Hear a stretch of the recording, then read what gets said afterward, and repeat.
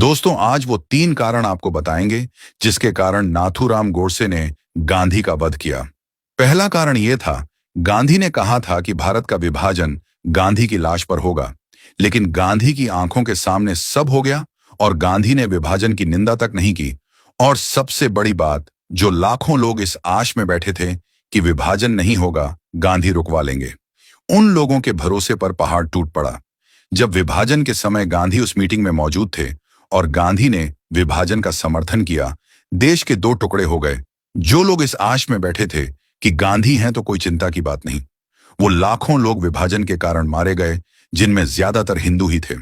दूसरा कारण यह था कि गांधी को यह पता होते हुए कि जो पैसा पाकिस्तान को दिया जाएगा उसका इस्तेमाल भारत के खिलाफ ही होगा और लाखों जाने जा सकती। इसके बावजूद भी गांधी पाकिस्तान को 55 करोड़ दिलाने के लिए अनशन पर बैठ गए। गांधी ने भारत के लोगों की रत्ती भर भी चिंता नहीं की। भारत के लोगों के साथ क्या होगा, लेकिन गांधी को पाकिस्तान की बड़ी चिंता थी। तीसरा कारण यह है, गांधी हिंदुओं और मुसलमानों में बहुत भेदभाव करते थे।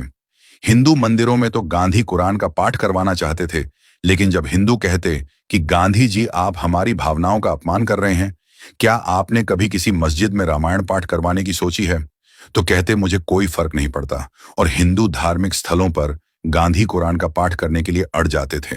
गांधी ये तो चिंता करते कि मुसलमानों को कोई तकलीफ ना हो, लेकिन दूसरी तरफ जब पाकिस्तान में हिंदुओं को मारा जा रहा था, उनकी बहन बेटियों के साथ गलत हो रहा था, और वो हिंदू जान बचाने के लिए भारत भाग आए। उन शरणार्थी हिंदुओं ने कड़कती ठंड में सर्दी से बचने के लिए खाली पड़ी मस्जिदों में शरण लेनी चाहिए, तो गांधी ने उन सभी को जनवरी की भयंकर ठंड में धक्के मरवाकर सड़कों पर फेंकवा दिया। और ये सब होते हुए नाथूराम गोडसे अपनी आंखों से देख रहे थे। कदम कदम पर हिंदुओं पर होता हुआ अत्याचार और धोखा देखकर कर नाथूराम गोडसे का खून खोल उठा और 30 जनवरी 1948 को गांधी का वध कर दिया। उसके बाद भी ना तो नाथूराम गोडसे ने भागने की कोशिश की और ना ही अदालत से कोई दया की अपील की।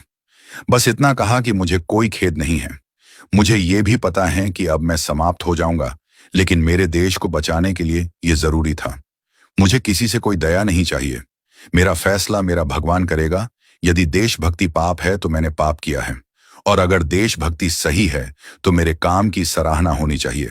जय हिंद, वंदे मातरम। ये वो बड़े 3 कारण थे दोस्तों, लेकिन ये आपको कोई भी दलाल नहीं बताएगा, क्योंकि ये बताने के पैसे नहीं मिलते।